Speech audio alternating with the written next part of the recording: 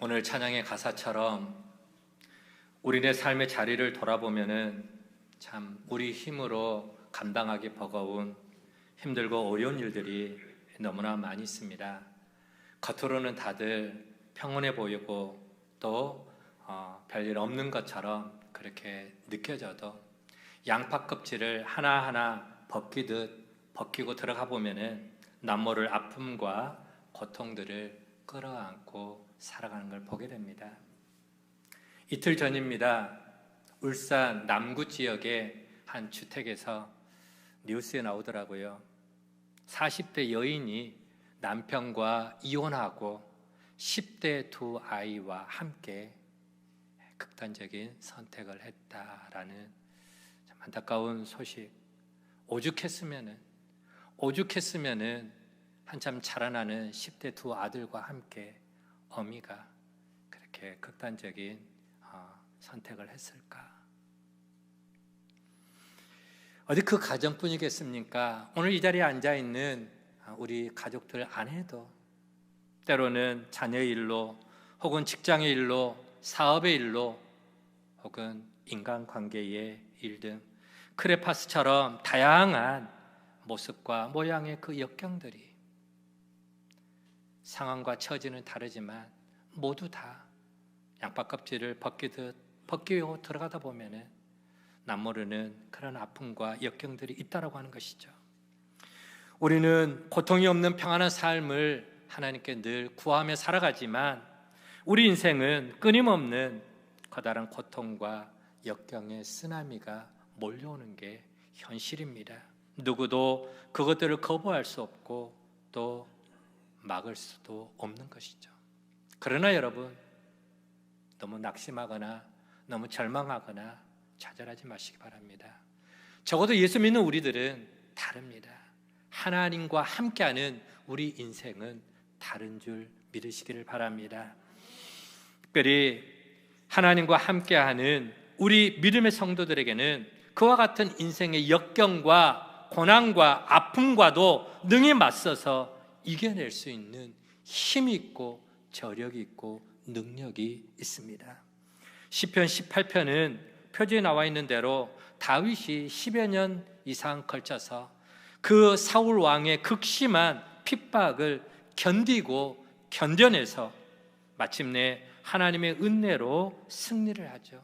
그래서 이스라엘의 왕으로 등극한 이후에 부른 감사의 노래가 시편 18편의 노래입니다. 그가 지은 시편 18편에서 그는 이렇게 노래를 합니다. 한번 같이 읽어보도록 할까요?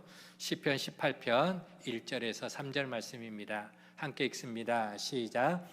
나의 힘이신 여호와여, 내가 주를 사랑하나이다. 여호와는 나의 반석이시요 나의 요새시요 나를 건지시는 이시요 나의 하나님이시요 내가 그 안에 피할 나의 바위시요 나의 구원의 뿌리시요 나의 산성이시로다. 내가 찬송받으실 여호와께 아뢰리니 내 원수들에게서 구원을 얻으리로다. 아멘.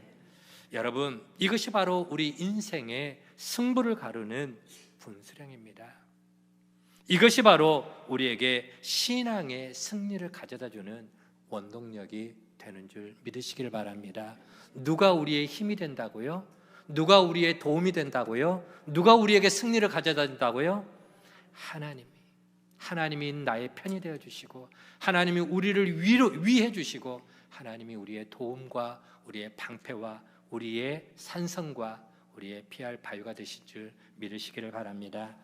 때문에 잠시 피었다가 안개처럼 사라지는 그런 세상 것들에 너무나 마음을 빼앗기지 마시고 그것들에 너무너무 연연해하지 마시고 우리의 힘과 능력이 되시고 우리의 인생에 영원한 기쁨과 승리를 안겨다 주시는 그 하나님만 바라보시고 하나님만 의지하시고 하나님으로 인해서 승리의 삶을 살아갈 수 있는 우리 모두가 되어지기를 주의 이름으로 간절히 축원을 드립니다. 미국의 커뮤니케이션 이론가인 폴 스톨츠 박사는 앞으로는 지능지수, 즉 IQ라고 이야기하죠. 혹은 감성지수 EQ라고 이야기합니다. 그런 것보다 IQ나 EQ보다 역경지수 AQ가 높은 사람이 성공할 확률이 훨씬 더 높은 시대가 오게 될 것이다 라고 말을 합니다. 역경지수가 뭐냐? AQ, Adversity Quotient라는 말을 씁니다. 방송실 좀 띄워주실래요?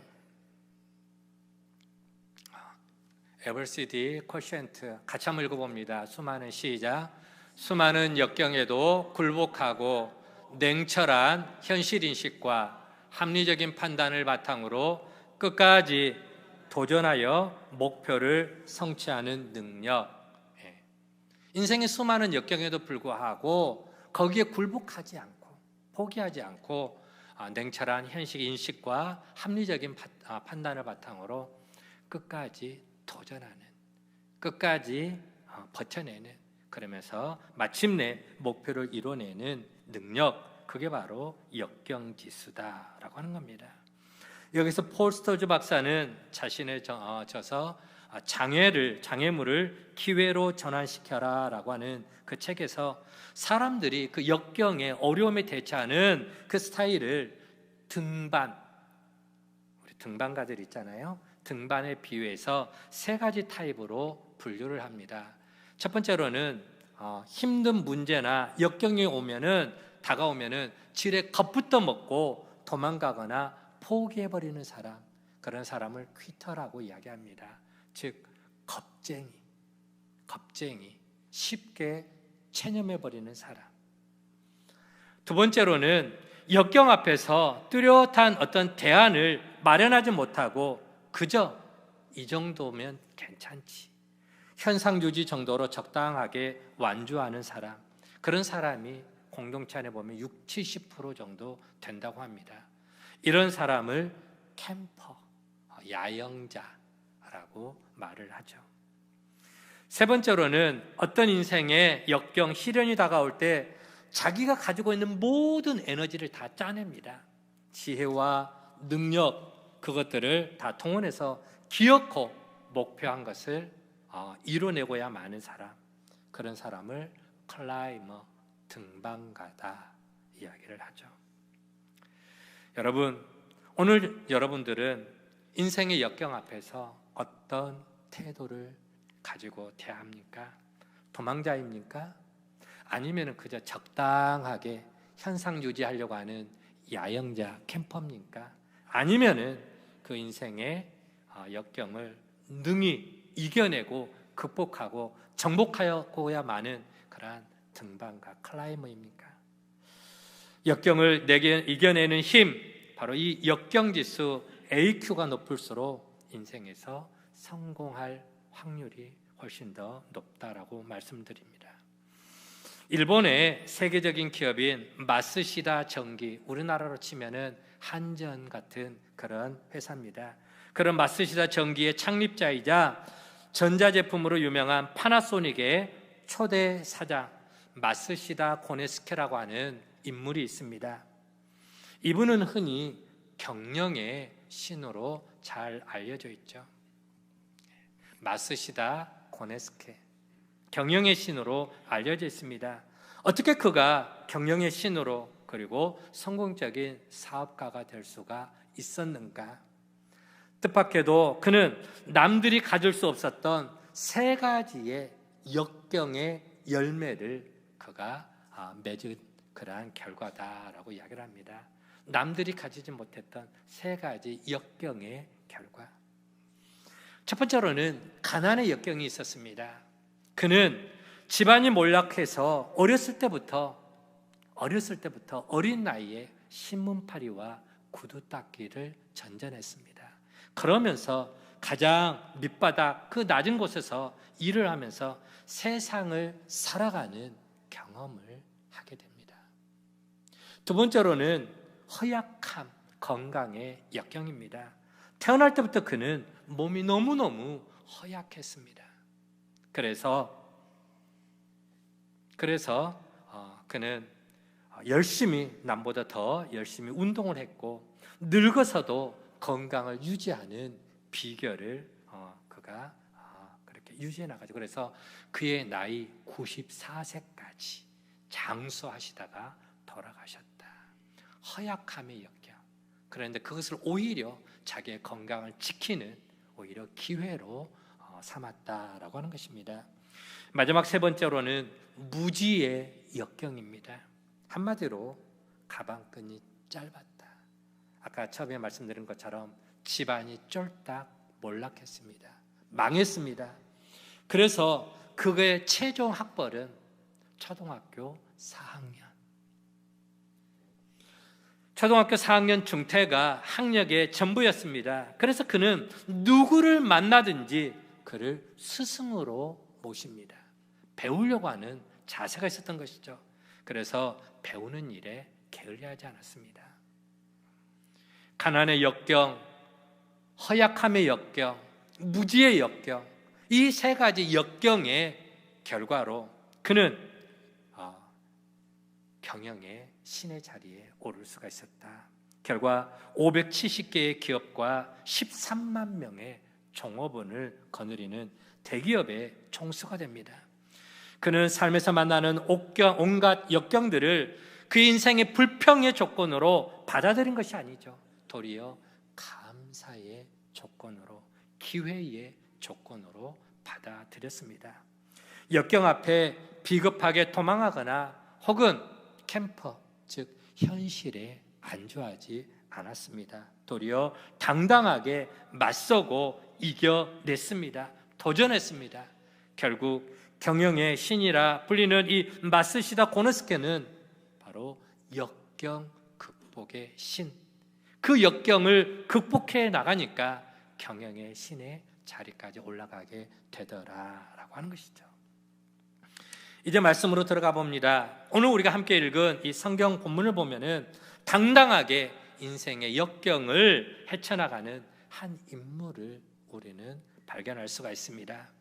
인생의 가장 힘든 그 밑바닥에서 힘차게 암벽을 오르는 클라이머처럼 정상을 향해서 발걸음을 한 걸음 한 걸음 옮기는 등반가의 모습을 우리는 발견할 수가 있죠.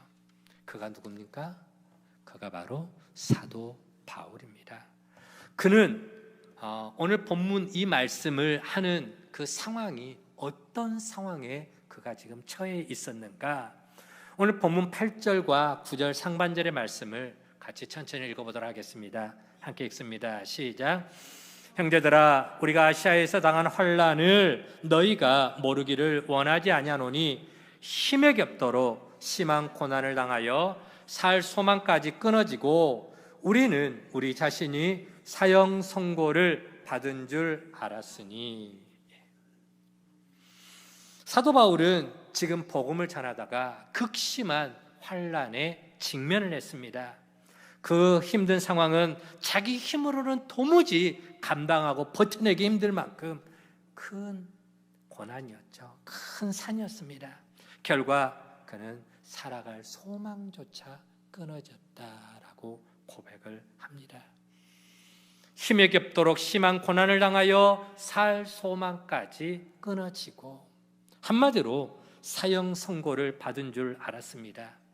이제는 모든 것이 다 끝이 났구나, 여기까지가 내 인생인 것 같구나 생각을 했던 것이죠.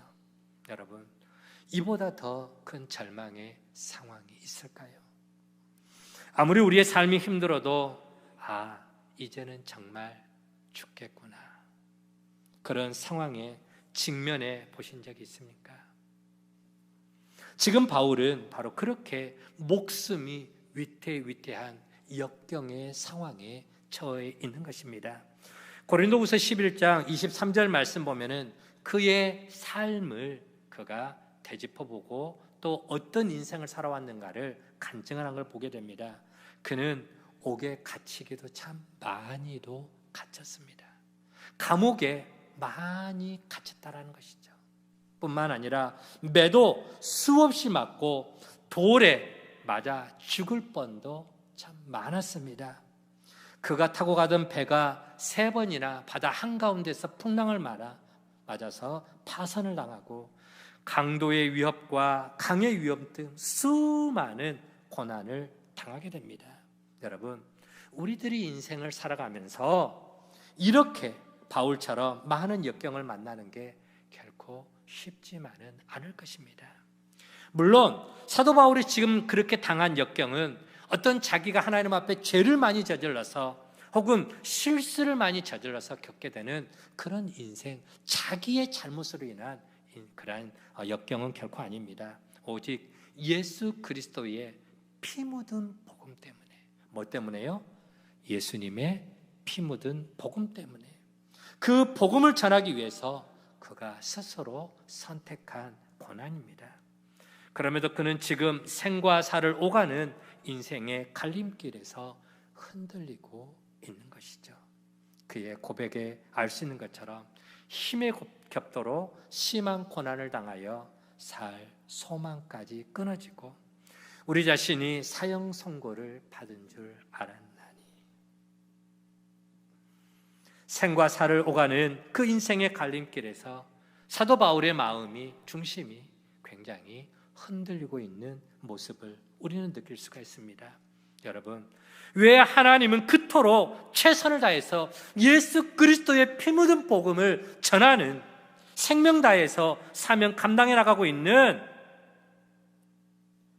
그 복음 전도자의 그 사명을 다한 사도 바울에게 사형 선고 같은 절망적인 인생의 흔들림을 허락하셨을까요? 그 이유가 오늘 본문 9절 하반절에 나와 있습니다. 고린도후서 1장 9절 하반절 말씀인데요, 같이 한번 읽어봅니다. 시작. 이는 우리로 자기를 의지하지 말고 오직 죽은 자를 다시 살리시는 누구만 의지하게끔요? 하나님만 의지하게 하심이라. 그렇습니다. 하나님이 우리 인생 가운데 흔들리는 역경을 주시는 이유가 있는데, 더 이상 연약한 네 자신을 의지하지 말고 바로 생명의 주권자 되시는 하나님만 바라보고 하나님만 의지하고 하나님으로 내 인생의 도움을 삼고 살아가라 라고 하는 것입니다. 그것을 훈련하기 위함이었다라고 강조하고 있죠. 여러분, 때때로 하나님께서 우리를 책망하시고 징계하실 때가 있습니다. 그 이유는 바로 우리를 낮추시기 위한 하나님의 특별한 훈련의 과정이다라고 하는 것이죠. 왜 하나님께서 택하신 당신의 백성들을 그 광야에서 무려 40년간이나 그렇게 힘든 광야의 삶을 걷게 하셨는가? 광야 학교를 그렇게 겪도록 하셨는가라고 하는 것입니다. 이스라엘 백성들이 광야에서 40년 동안 가기 전에 그들은 이미 애굽이라고 하는 나라에서, 강대국 애굽에서 430년 동안이나 종노릇했습니다. 그렇다면은 이제는 좀 더 편안하게, 좀 더 쉽게 고속도로 같은 편안한 길로 1, 2주면은 갈 수 있는 그 넓은 길, 좋은 길, 지름길이 있었거든요. 그런 좋은 길이 있음에도 불구하고 그런 길을 좀 가게 하면 좋은데 왜 그 길 놔두고 뺑뺑이를 돌리셨는가? 광야에 40년의 그 길을 걷게 하셨는가라고 하는 거예요. 이유가 있습니다. 하나님께서 그 이스라엘 백성들을 광야 40년의 그 학교를, 광야 학교를 과정을 거치게 하는 이유가 있는데, 신명기 8장 2절에 하나님은 정확하게 그 이유를 설명을 하고 있습니다. 같이 한번 읽어볼까요? 신명기 8장 2절 말씀입니다. 시작. 내 하나님 여호와께서 이 40년 동안에 내게 광야길을 걷게 하신 것을 기억하라. 이는 너를 낮추시며 너를 시험하사 내 마음이 어떠한지 그 명령을 지키는지 지키지 않는지 알려 하심이라. 아멘. 하나님이 이스라엘 백성들로 하여금 광야의 인생길을, 힘든 길을 걷게 하신 이유는 두 가지입니다. 첫 번째로는 이스라엘 백성들로 하여금 당신의 백성들을 겸손히 낮추시기 위함이었다. 두 번째로는 하나님을 그들의 참 하나님으로 믿고 그 말씀을 따르는지, 하나님을 바르게 섬기는지 그들의 믿음을 시험하기 위함이다 라고 하는 것이죠. 하나님께서 이스라엘 백성들이 아무런 고생도 하지 않고 그저 편안하게 가나안 땅에 들어가서 배불리 먹고 좋은 집에 살고 소유가 풍부해졌을 때, 그랬을 때 과연 그들이 하나님을 잘 섬길 수 있을까? 오죽했으면은 예수님이 부자가 하나님 나라에 들어가는 것이 무엇보다 어렵다고요? 낙타가 바늘기로 들어가는 것보다 어렵다. 여러분, 낙타가 바늘기로 들어갈 수 있습니까? 그만큼 우리의 삶이라고 하는 것, 하나님이 우리 본성을 너무 잘 알고 있어요. 우리가 배가 따뜻해지고 먹고 살만하면, 배불리 먹고 좋은 집에 살고 소유가 풍부해졌을 때 정말 하나님을 하나님으로 바르게 섬길 수 있는가? 혹시라도 하나님은 그들이 교만해져서 하나님을 잊어버릴까? 하나님이 필요 없다라고, 내 인생은 내가 알아서 살게요, 하나님 자꾸 간섭하지 마세요, 귀찮게 하지 마세요, 그냥 나를 나대로 그냥 내버려 두세요 라고 하지는 않을까 걱정이 되셨던 거죠. 그래서 광야 40년 동안 만나를 주시면서, 우리 지난번에 만나를 주신 이유를 배웠죠. 만나를 주신 이유가 뭐였습니까? 왜 하나님께서 광야에서 만나를 주셨을까요? 누구만 바라보게끔? 광야에는 먹을 게 하나도 없어요. 마실 물도 없어요. 그들을 보호해 줄 만한 아무것도 없습니다. 오직 하나님만이 먹이시고 하나님이 마시게 하고 하나님이 돌봐주셔야 광야에서 살아갈 수가 있는 거예요. 그 하나님을 의지하는 훈련을 하시기 위해서 광야 40년에 그 저절로 몸에 배도록 습관화가 되도록 하나님은 40년이라는 세월을 훈련을 시켰다라고 하는 거예요. 그 훈련의 진가가 어디에서 나오게 되느냐? 어디에서 나왔죠? 훈련의 진가가 어디에서 나왔습니까? 나왔잖아요. 뭐 할 때? 요단강을 건너갈 때, 그리고 또 어디를 돌 때? 여리고성을 돌 때. 도무지 인간적으로는 납득이 안 가는 상황. 예전에 홍해바다를 가르실 때는 하나님께서 다 갈라놓으셨어요. 모세의 지팡이를 내밀게 해서 그 바다 한가운데를 육지처럼 내서 그냥 육지처럼 바다 한가운데를 걸어서 알아서 가도록. 그러나 요단강 때는 그렇게 하지 않았다고 했잖아요. 요단강 때는 어떻게? 누가? 제사장이 뭘? 벗개를 짊어매고 어디로 들어가라?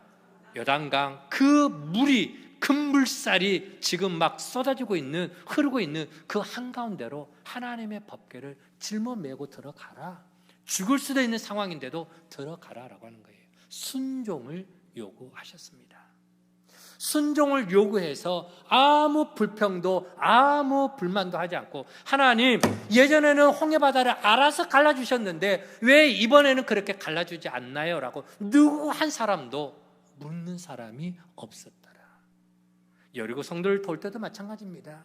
그 여리고 성이 얼마나 견고한지는 우리가 가스페 프로젝트 할 때 배웠습니다. 그렇죠? 그 견고한 철옹성과 같은 여리고 성을 돌 때에, 아니 하나님 대포를 쏘아서 철옹성 같은 여리고 성을 무너뜨려도 시원찮은데 말 한마디 하지 않고 하루에 한 바퀴씩, 마지막 7째 날에는 몇 바퀴? 7바퀴. 그건 도무지 이해가 되지 않는 그런 방식으로 그걸 돌라. 그럼에도 불구하고 이스라엘 백성들은 누구 하나 여호수아에게, 하나님께 불만 한마디 하지 않았습니다. 왜요? 하나님만 믿으며, 하나님만 의지하며, 하나님만 바라보면 하나님이 역사해 주실 것이다. 하나님만 의지하는 훈련을 이미 몸에 배게 하셨다라고 하는 것이죠. 여러분, 바로 그 훈련, 이스라엘 백성들로 하여금 광야 40년 동안 걷게 하신 것은, 이는 너를 낮추시며 너를 시험하사 하나님만 바라보고 하나님 말씀 앞에 순종케 하기 위함이다 라고 하신 것이죠. 여러분, 오늘 우리 자신을 한번 점검해 봤으면 좋겠습니다. 우리들도 우리의 삶이 힘들고 어려울 때는 얼마나 주님 앞에 바짝 엎드려집니까? 주님 앞에 나와서 기도하지 말라고 하는데도 시키지도 않았는데 혼자 금식 기도하면서 교회에 나와서 새벽마다 주의 성전을 눈물바닥 적셔가면서 엉엉 울면서 하나님 살려주세요, 하나님 도와주세요, 하나님 건져주세요라고 그렇게 하나님 앞에 바짝 엎드리는 우리의 모습 아닙니까? 그런데 이제는 내 삶이 이만큼 된 거, 큰 문제가 없고 큰 어려움이 없고 그저 먹고 살만하니까 저를 포함해서 이렇게 평안하게 된 것이 내가 능력이 있어서 내가 똑똑해서 내 힘으로 한 것처럼 교만해지기가 쉽다라고 하는 것이죠. 그래서 하나님 앞에 나와 부르짖어 기도하지 않습니다. 하나님을 향한 그 첫사랑의 열정도 다 사라져버렸습니다. 기쁨도 사라지고 하나님과의 관계도 습관화되어 습관처럼 신앙생활하고 있지는 않습니까? 여러분, 우리 하나님은 이런 우리의 모습을, 이런 상황을 너무나 잘 알고 계십니다. 그것은 우리를 고생시켜서 넘어뜨리기 위함이 아닙니다. 우리의 교만함을 깨트리고 전적으로 하나님을 바라보며 하나님의 백성된 자로 하나님께서 바르게 세워가기 위한 하나님의 거룩한 목적이요 계획이요 뜻인 줄 믿으시기를 바랍니다. 우리들이 역경의 터널을 지날 때 경험하는 게 뭡니까? 바로 나의 자신의 연약함을 깨닫게 됩니다. 몸이 병들어서 입원해 보면은 건강이 얼마나 중요한지를 깨닫게 됩니다. 저는요, 제가 이제 수술을 받고 나서 제가 제일 약한 게 소화기관이 굉장히 약합니다. 다 띄어버렸잖아요. 쓸개가 없고 또 담즙 분비가 약하다 보니까 조금 피곤한 상태에서 뭐 어떤 음식들을 좀 먹다 보면은 바로 이게 체하더라고요. 체하면은 뭐 소화제 먹으면 금방 나으면 좋겠는데 보통 한 3일 정도 고생을 합니다. 3일 동안 뭘 못 먹어요. 그러다 보면은 옆에서 누가 맛있는 거 먹고 있으면은 얼마나 먹고 싶어요. 입에서 막 침이 막 이렇게 나올 정도로 먹고 싶은데도 못 먹어. 그래서 후회를 해요. 아하, 건강 좋았을 때 조절 좀 잘할 걸. 이렇게 꼭 후회할 짓을 왜 이렇게 반복적으로 하지? 라고 하는 그런 후회들. 우리가 건강할 때는 잘 모르죠.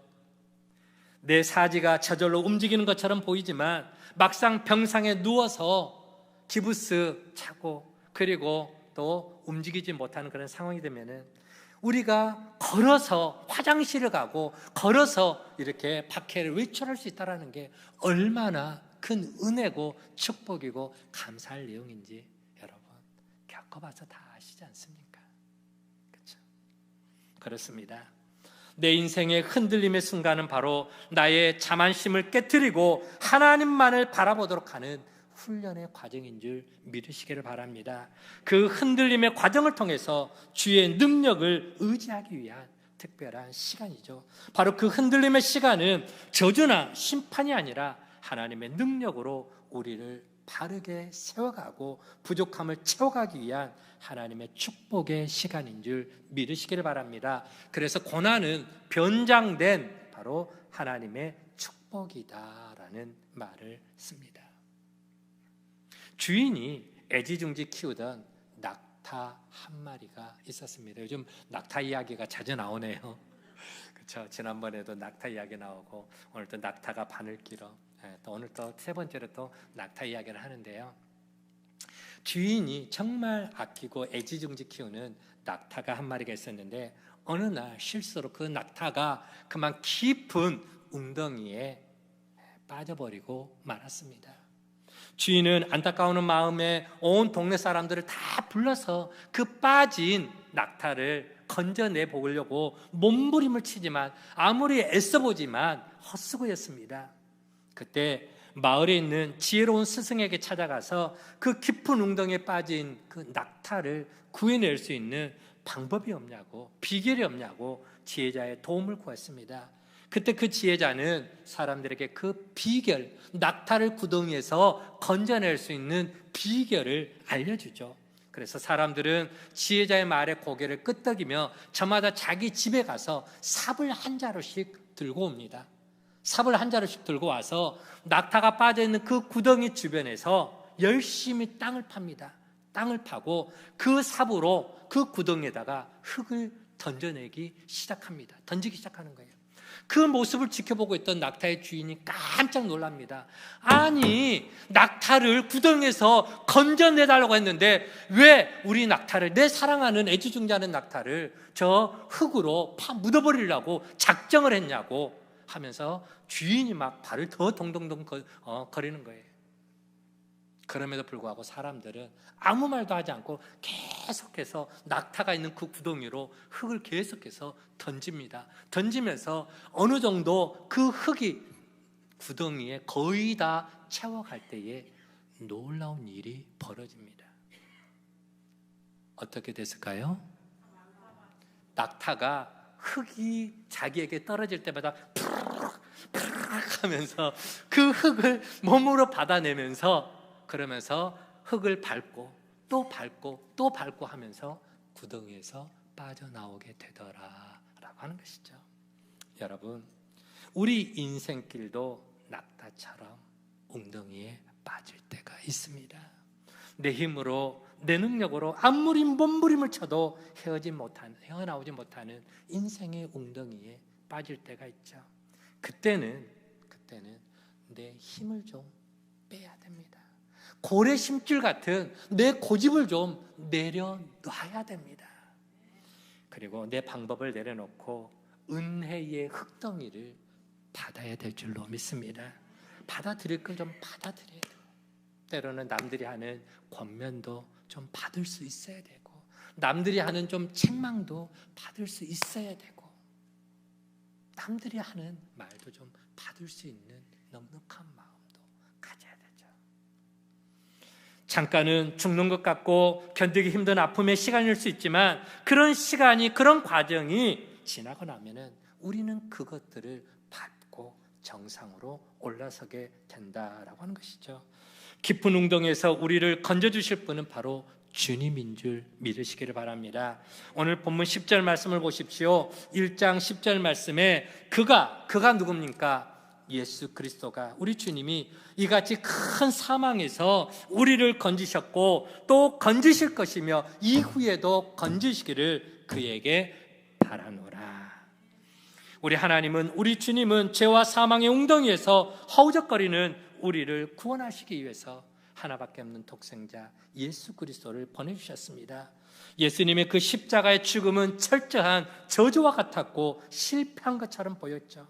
그러나 하나님은 3일 만에 예수님을 다시 죽음에서 살리셨고 죄와 사망과 사탄의 모든 계략을 다 짓밟아 버립니다. 십자가를 통해서 부활의 승리를 보여주셨습니다. 특별히 그 십자가의 은혜와 부활의 능력으로 우리는 다시 일어설 수가 있죠. 내가 감당하기 힘든 인생의 역경이 속에 내가 있다 할지라도 우리 주님은 여전히 오늘도 나와 동행하시며 우리에게 그러한 도움의 손을, 사랑의 손을, 구원의 손을 내밀어 주시는 겁니다. 여러분, 이것을 믿음으로 바라볼 수 있는 오늘 저와 여러분이 되어지기를 원합니다. 믿음의 눈으로 바라봐야 되고 이것을 우리는 믿음으로 확신을 해야 되는 겁니다. 지금 당장 내 눈앞에 기적이 보이지 않아도 사망의 자리에서 우리를 이미 건져주셨고 앞으로도 건져주실 주님의 능력을 여러분 믿고 바라볼 수 있기를 간절히 원합니다. 나는 알 수 없지만 그러나 주님은 가능합니다. 빌립보서 1장 13절 말씀, 우리 잘 아는 말씀 아닙니까? 내게 능력 주시는 자 안에서 내가 모든 것을 할 수 있느니라. 나를 보면은 답이 안 나와. 우리 주변을 둘러보면은 답이 보이지 않아요. 그러나 나와 함께 하시는 주님, 내게 능력 주시는 주님을 바라볼 때 거기에 답이 있고 거기에 길이 있고 거기에 하나님께서 도움의 손길이 머무게 되는 줄로 믿습니다. 시인 도종환님의 흔들리며 피는 꽃이라는 시가 있습니다. 흔들리며 피는 꽃, 흔들리지 않고 피는 꽃이 어디 있으랴. 이 세상 그 어떤 아름다운 꽃도 다 흔들리면서 피었나니, 흔들리면서 줄기를 곧게 세웠나니 흔들리지 않고 가는 사람이 어디 있으랴.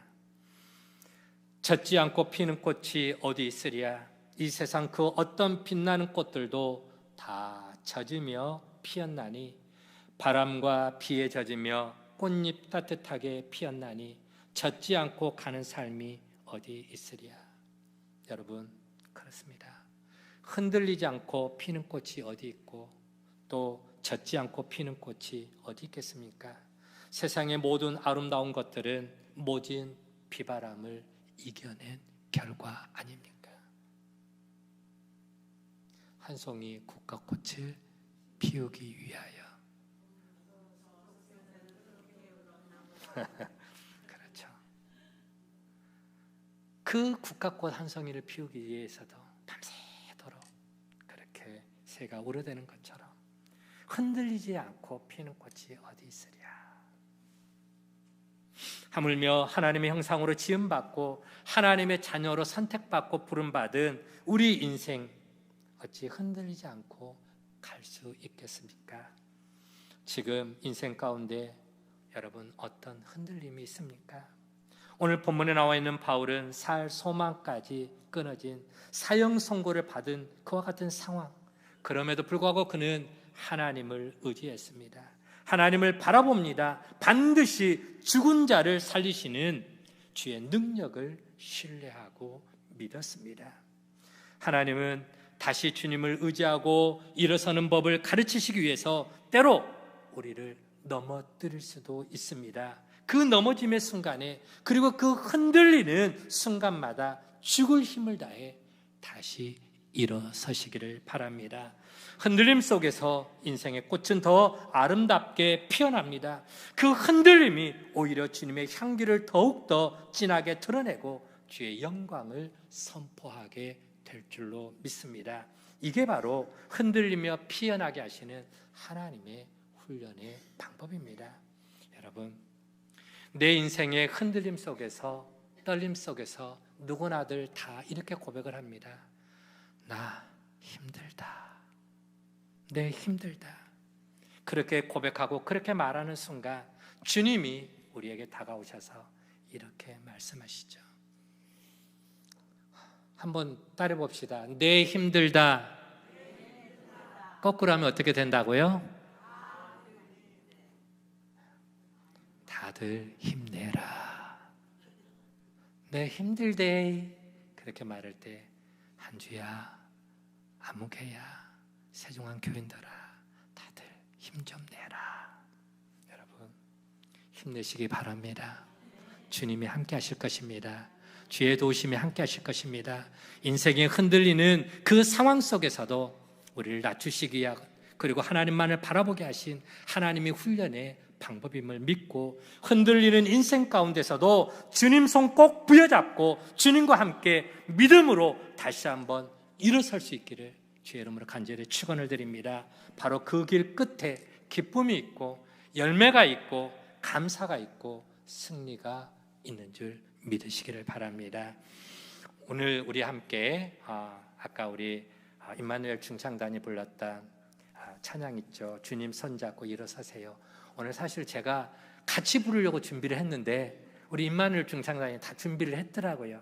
그러나 1절만, 가사 1절만 우리 오늘 말씀을 생각하면서 함께 찬양하고 기도로 마치도록 하겠습니다.